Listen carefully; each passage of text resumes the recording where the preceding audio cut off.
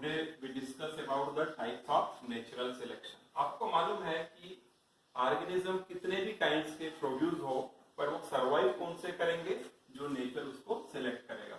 तो types of natural selection means nature is playing important role to select the organism in particular environment.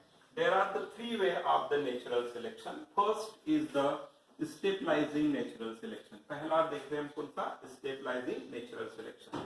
इसमें आप देखिए this graph, one is the number of individual, here is the time, x axis and y axis.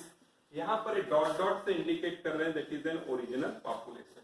In this original population there are the three kinds of babies. One is the low weight, another is overweight. ये indicate कर रहा low weight babies, this is indicate overweight baby, and this is in the intermediate weight baby. तो original population में आप देख रहे हैं low weight, intermediate weight and overweight. There are the three. तो यहाँ पर low weight, overweight का थोड़ा population कम है as compared to intermediate. But the nature जिसको select करेगा उसका population बढ़ जाता है. यहाँ नेचर ने किसको सिलेक्ट किया, नेचर सिलेक्ट द इंटरमीडिएट, जो इंटरमीडिएट वेट पॉपुलेशन था उसको नेचर ने सिलेक्ट किया. सो आफ्टर द सिलेक्शन यदि आप ग्राफ देखते हैं तो यहाँ पर पिक किस में दिख रही है, number of intermediate weight infant और babies are largely increase and low weight very few and under weight very few. Once the time this is the number of low weight, this is the number of overweight, but यहाँ number कितना हो गया, बहुत कम, अब reduce हो गया है. So after the selection intermediate population is increases, population का जो नंबर बढ़ गया. तो इसमें पॉपुलेशन स्टेबल होता है. एंड ये किसमें, जहाँ नेचर में ज्यादा चेंज नहीं होते, इस टाइप के पॉपुलेशन सिलेक्शन को बोलते हैं नेचुरल को stabilising selection. Second one is the directional selection. Directional selection play an important role in evolution. आपने सुना है कि once upon a time we were monkey, after that we converted into the apes and later on we converted into the human beings. ठीक है. तो directional selection में suppose this is an original population, either you consider the population of industrial melanism का आप ले सकते हैं, Biston विक्यूलारिया and Biston carbonaria, grey colour का मत या फिर ब्लैक कलर का, या आप मॉस्किटो का ले लिए, DDT resistant and normal mosquito. Here is the both normal mosquito as well as the DDT resistant mosquito is there.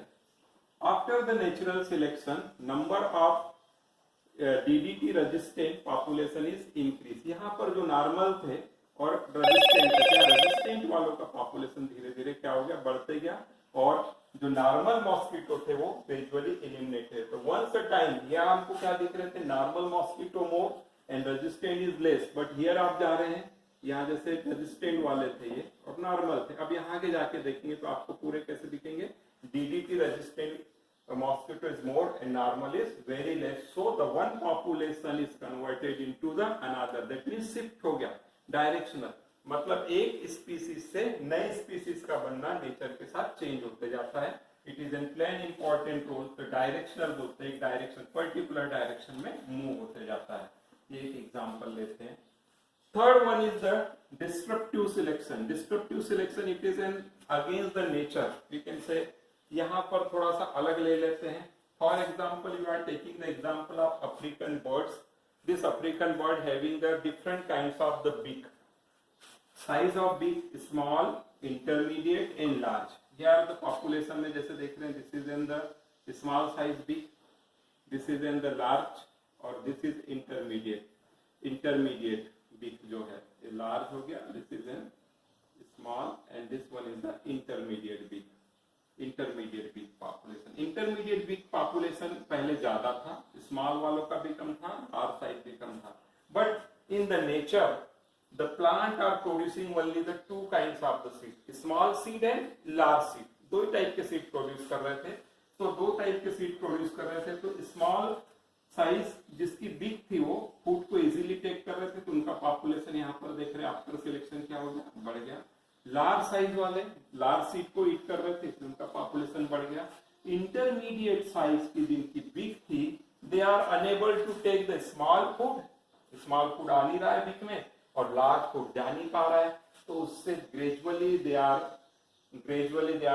eliminated from the nature। तो यहाँ पर आफ्टर सिलेक्शन देख रहे हैं इंटरमीडिएट का साइज एकदम से क्या हो रहा है, कम, एक समय पे वो ज्यादा था। ऐसा क्यों हुआ होगा कि वहां पर प्लांट की कटिंग हुई, जैसे मान लो जो इंटरमीडिएट साइज के जो फ्रूट्स या सीड प्रोड्यूस करते थे, ह्यूमन बीइंग ने प्लांट को डिस्ट्रक्ट कर दिया, काट लिया कोई भी अपने ग्रीडीनेस के लिए, तो उनका पॉपुलेशन, प्लांट यदि नहीं रहेंगे तो सीड भी नहीं रहेंगे, तो उससे वो बर्ड्स वहां पर एलिमिनेटेड हो गए। So there are the three types of the natural selection। One is the stabilizing, यहाँ more or less nature constant रहता है। डायरेक्शनल, कंटिन्यूसली नेचर चेंज करता है। Playing evolutionary role. Descriptive, it is rare type में रहेगा। This is due to the some artificial और natural disaster के कारण पर्टिकुलर स्पीसीज रैपिडली एलिमिनेट हो जाती है। ये है, जैसे आप देखते हैं इंडिया में भी पेंथर है ही नहीं, उसके बाद में चीता जो बोलते हैं एलिमिनेट हो गया। डोडो इज एलिमिनेट। डोडो जो बर्ड था वो कैलेरिया प्लांट के सीड को खाता था। कैलेरिया प्लांट टोटली डिस्ट्रॉय कर चुके, तो उसका सीड ही नहीं है, तो सीड डोडो गया तो कैलेरिया प्लांट भी उसके साथ में एलिमिनेट हो गए।